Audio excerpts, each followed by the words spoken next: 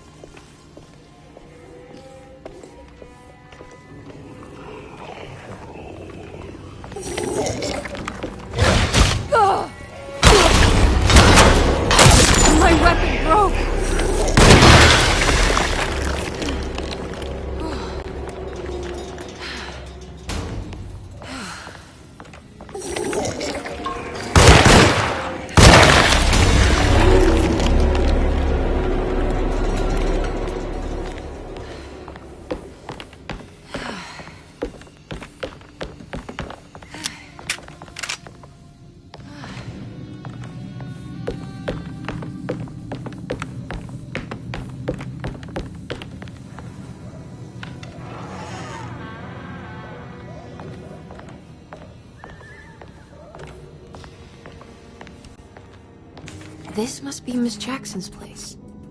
Let's see if we can find out more about Jeremy's talisman.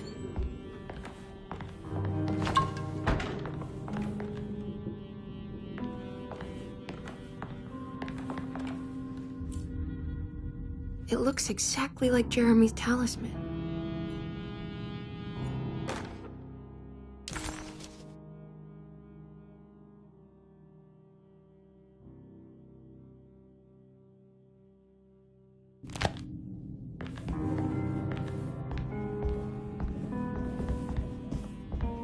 I think it's meant to hold the talisman.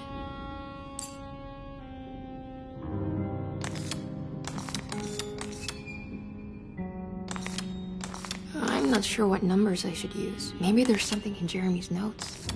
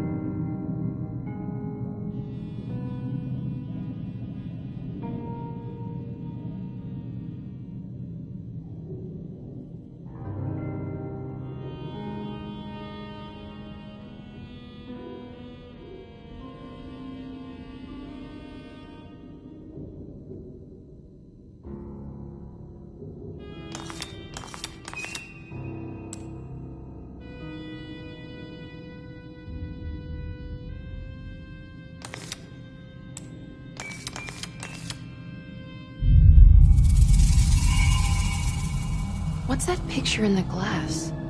Where is that?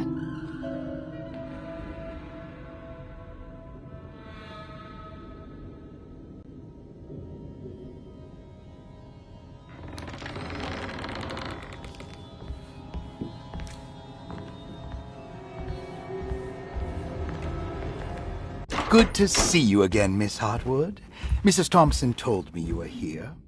She also alerted me that you brought a detective with you. I'm very curious to hear what this is all about. You don't remember me, do you, Miss Hartwood? We met at your family's house in the Garden District, when your uncle was about to be admitted under my care. No, I remember. Sorry. I'm not really feeling well. Oh, well, in that case, have a seat. Let me make you a drink.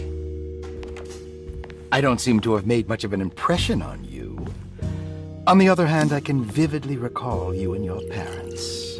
Because of our cheerful disposition, I'm sure. You are far too intelligent to think that. You come from a joyless family, Miss Hartwood. The only amusement I took from my visit was discovering that the young lady's drink was an old-fashioned. Very astute. Is that supposed to make you seem attentive or intelligent? Whatever you prefer. Are you ready to tell me why you are here, Miss Hartwood? And why you brought a detective? I received a letter from my uncle. He seemed certain that he was in danger here. If I find out you're treating him badly, I'll be taking him back with me to New Orleans. Really? Is he going to live with you in your tiny garçonniere? That would be a spectacular way to ratify your spinsterhood. Because you are well aware that your father would never let him back in his house. No, I have it. Maybe you can bring him back up north. You've been wanting to move back for quite a few years, haven't you? You always preferred your mother's side of the family. Jeremy is free to leave with you. I won't object. However, there is one problem, as you might have learned. He is, in fact, missing. Do you know where he could have gone? No, I'm afraid I don't. I have my staff looking for him. I'm sure he will show up eventually, especially if he learns that you are here. He is quite fond of you. What can you tell me about his condition? I never heard a proper diagnosis. What is your medical opinion of him? Well, let me think. He is an anxious man, depressed, even. He suffers from a perceived lack of order in his inner and outer life. He constantly complains about events not presenting themselves according to their divine nature. And the Dark Man? Hard to tell if it was ever anything specific. Jeremy uses the Dark Man as a psychological scapegoat to avoid facing the truth that he is in any way at fault. You don't think there can be any truth to the Dark Man's supernatural existence? Why would you ask that? Can we ever be sure? If the Dark Man is some sort of evil presence that is in possession of Jeremy? Well, I assure you, any evidence that you experience supporting that claim is purely delusional. Don't get caught up in mass hysteria, Miss Hartwood. You wouldn't want to take your uncle's place in this hospital, would you? I'll be leaving now, Doctor. I need to keep looking for my uncle. Do so, Miss Hartwood. I'll let you know if he shows up.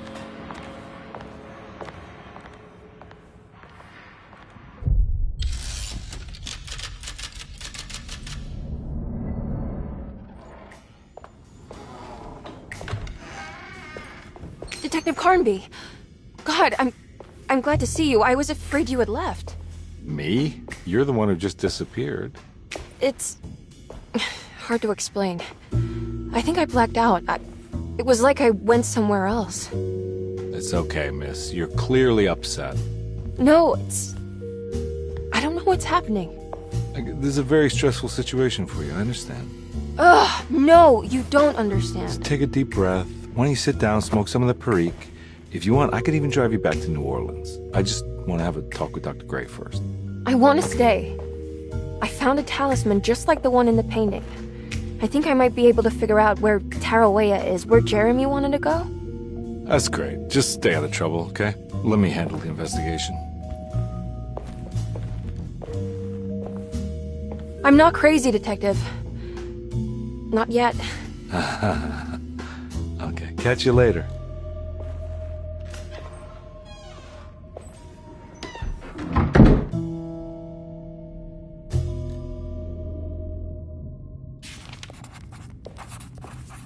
If a talisman like this can open up doors between the French Quarter and Derceto, then maybe Jeremy is hiding in some strange other world. Like Tarawea, the place he mentioned in the book. No matter where he is, it's clear that my search won't be limited to Derceto. Paul, you're right about the plates on the boiler and the clock. They have been sabotaged, and I think I know who did it. They have something to do with Jeremy's episodes and how he seems to disappear at night. Right now, it's important that you keep an eye out for any of the pieces. I want to find out if I can repair the plates. Let me know if you find any of them. Lottie. Tell Lottie to take a look at the well in the kitchen garden.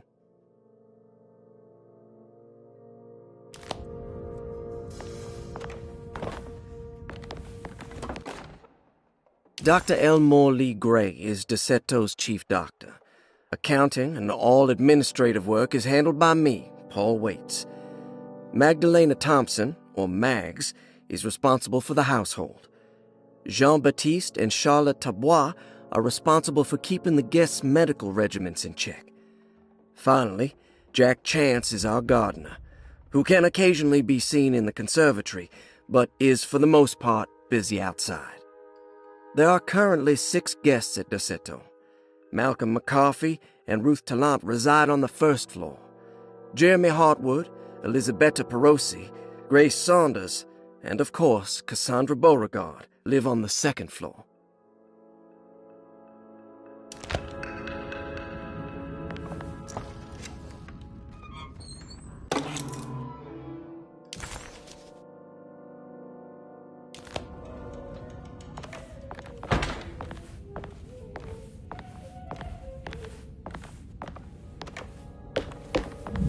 Looks sturdy. Doubt I'll be opening this.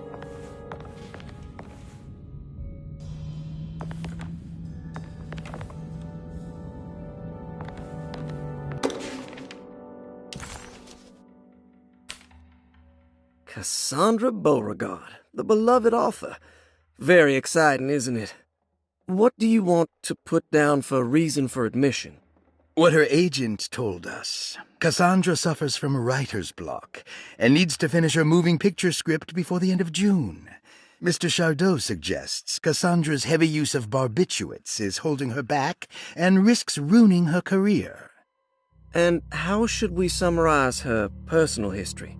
Let's keep it short. Cassandra Beauregard is a beloved crime author who managed to pull herself out of poverty and into stardom. 5 years ago, she tried killing herself by jumping off a balcony. The incident left her a cripple, and now relies heavily on her wheelchair. And for diagnostic impressions? Cassandra suffers chronic back pain following her suicide attempt.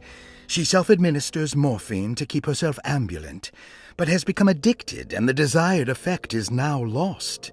The drug abuse clouds her mind, and she is unable to focus on real life. To save herself from this insight, she instead makes up stories to fill out the gaps in her own thought process, resembling the Korsakoff syndrome. Oh, bravo, Doctor. How will you treat her? First of all, she needs to be weaned from her drug addiction, and hopefully it will resolve her compulsive lying. Then look into permanently numbing her pain in her back through surgery. Finally, deal with her suicidal thoughts. Fantastic. With such a short time before June, I really hope she gets better soon. We will do what we can.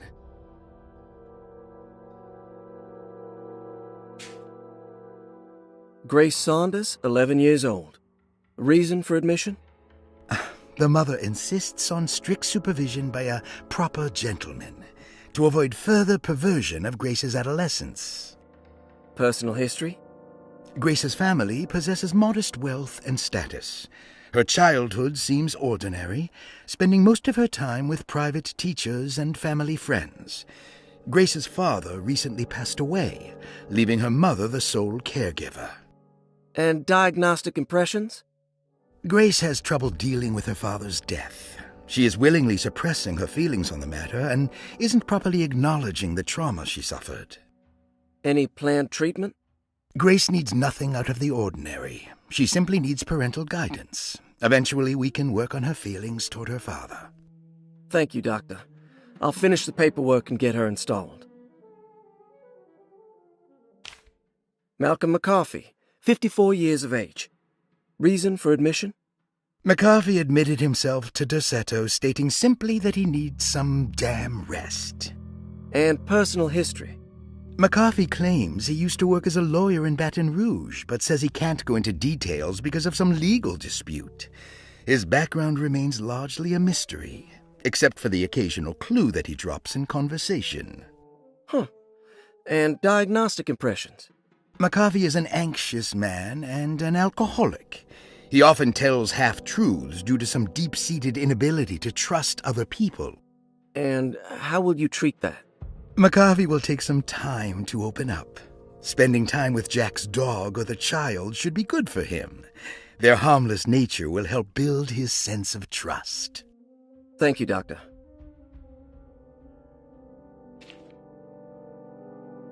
Elisabetta Perosi, 33 years old? What should I put down as reason for admission? Well, Perosi broke into Derceto and was found wandering the grand parlor. She was confused and suffered partial amnesia. She insisted she belonged here and offered to pay for her stay. Right. What do you make of her story? Perosi claims to have been a member of the Astarte artist colony some 20 years ago, a claim that seems contrafactual due to her young age. She looks to be and even thinks she is 33 years of age. That would make her a child at the time. It seems fair to say that Perosi's story is untrue, deliberately so or not. Diagnostic impressions? Do you have anything? Perosi's story is peculiar because she retracted her story about the artist colony. She no longer claims to be the same person as Elisabetta Perosi. However, my staff's research has confirmed there was a Perosi at that time who was in her early 30s. I suppose this case will take some time to investigate. How will you go about it? I wanted to contact the real Perosi, but it seems the whole colony disappeared one night. September 29th, 1915, during a hurricane. I will have to take it slow and figure out what this spell of impersonation could have been. Oh, I'm sure it will all clear up eventually. Thank you, Doctor.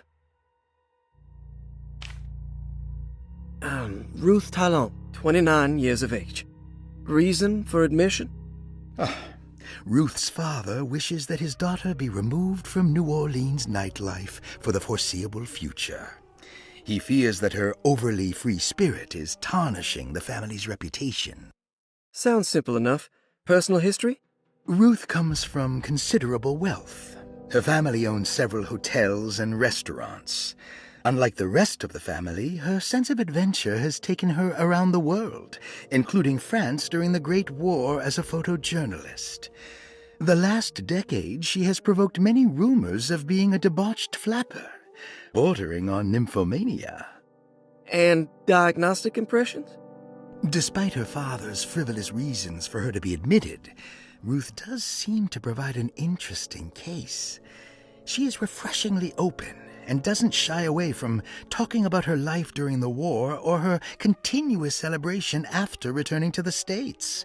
She is admittedly a sexual deviant and feels no remorse. And her treatment plan? Simply staying at Derceto should do wonders for Ruth.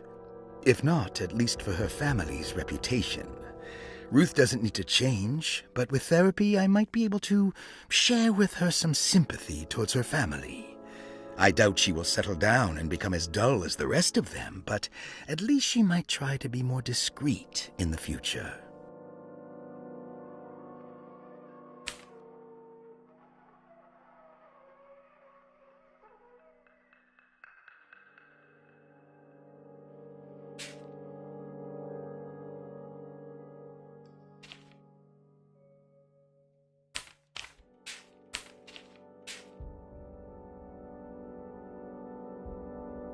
Interesting. It's all the patient files except for Jeremy's. Looks sturdy. Doubt I'll be opening this.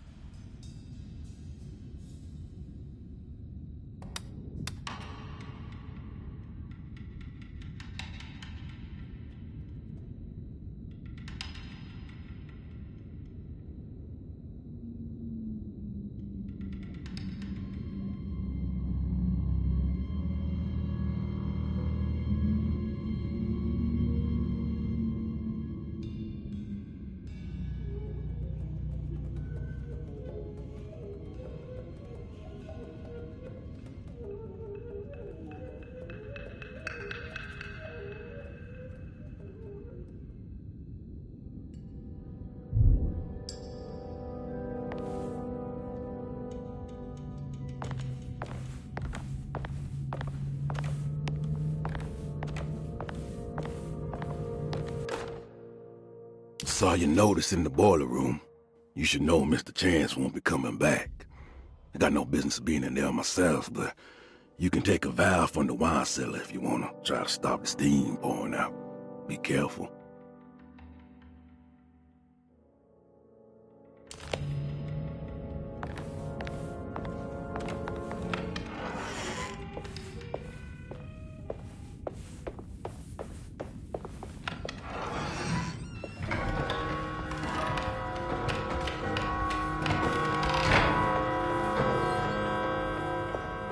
I need the key.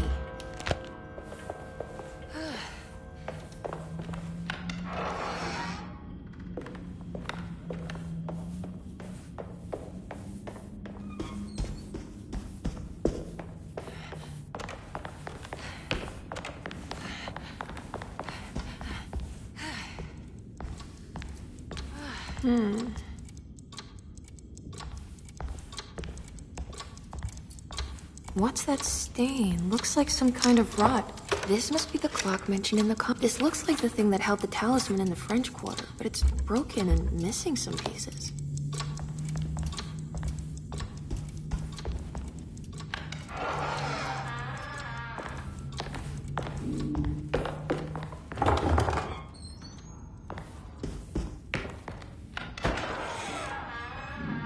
Jeremy's room. All back to normal.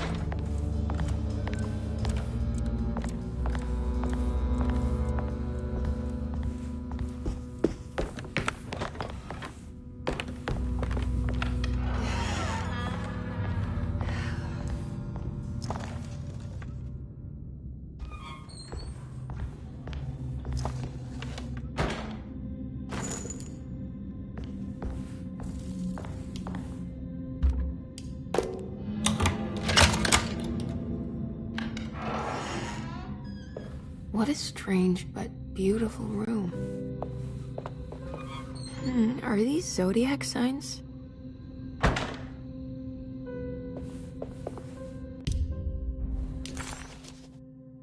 The old clock was an intricate machine with eccentric astronomic motifs, but nothing appeared particularly unusual to Emily. But then she discovered a large decorative plate that reminded her of Miss Jackson's ritual bench, where she had configured the talisman to open the door back to Deseto.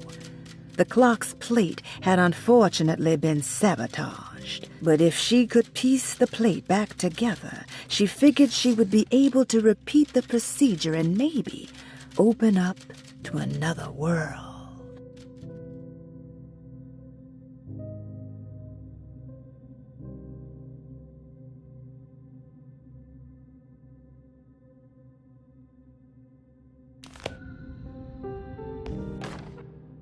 I did it! I crossed the thresholds to my intended destination without a focusing device. My talisman now knows these roads, and I have no need for the plates. I can find my way to Lafayette as easy as I find my own room. I visited the grave of my father and seen the oven waiting for me. Thank you for opening these doors. I now must summon my courage and go back to that hateful mound outside the oil rig. I hope you'll be feeling better when I return. Jeremy.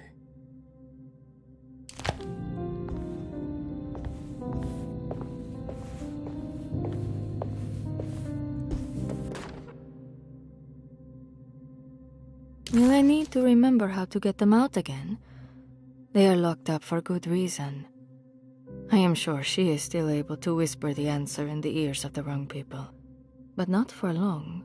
I will see her burned soon enough. That black goat will be sacrificed to put an end to it all.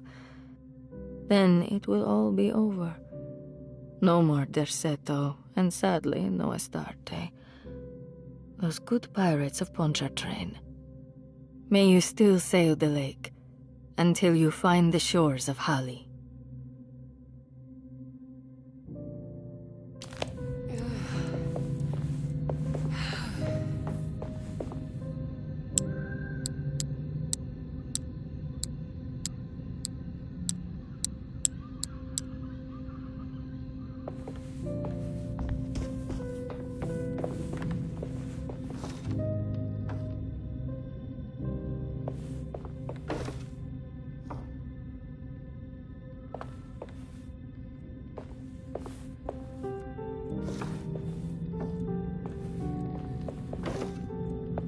There's some aggressive-looking rot on these paintings.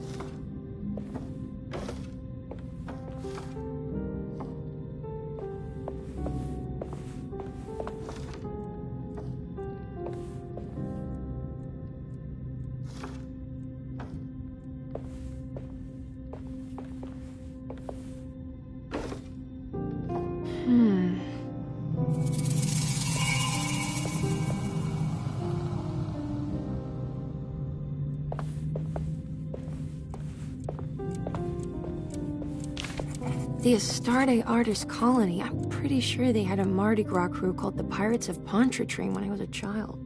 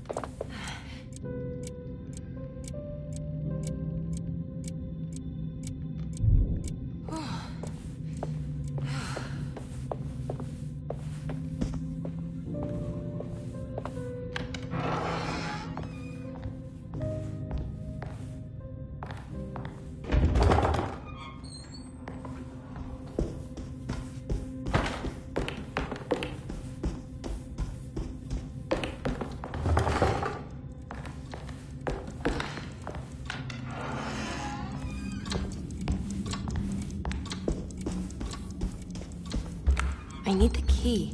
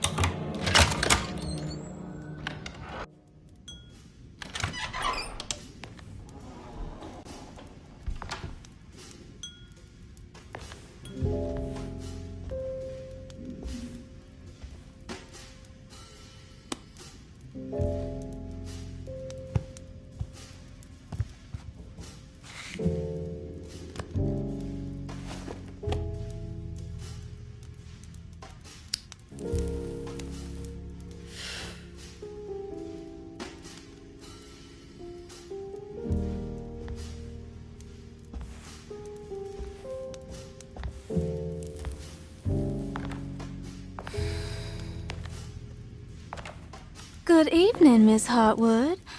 That is your name, isn't it? I would be terribly embarrassed if it wasn't. You're right. Emily Hartwood, Jeremy's niece. Nice to meet you. Ruth Talon.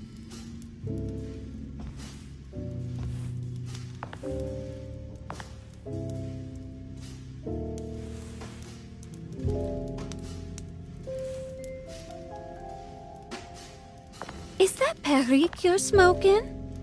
How terribly quaint.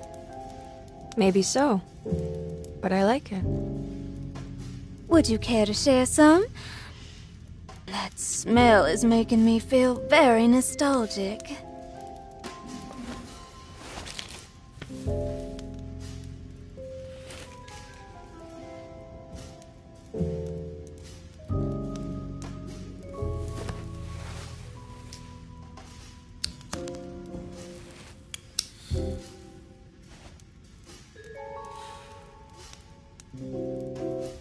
Is it all that you hope for? I enjoy your light mockery, Miss Hartwood. I can tell we would make great friends. How flattering. Too bad you're locked up in this place. Your insincerity is really refreshing. I wish you were mad as I am. Then you could stay. Give it a few years and I might just be. Lunacy is one of my family's few privileges. Oh, good. I'll be looking forward to it.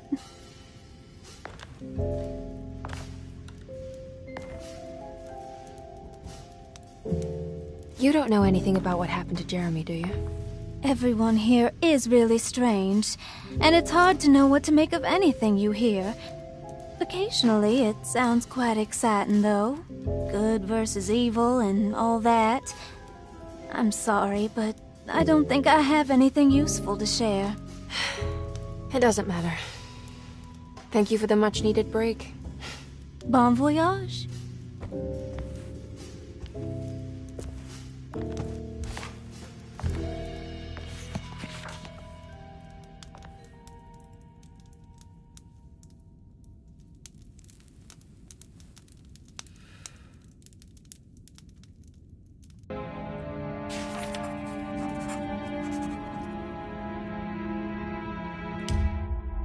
Emily felt surprised by how much she enjoyed the company of Ruth. There was something familiar and friendly about her, like they were old friends that simply forgot about each other.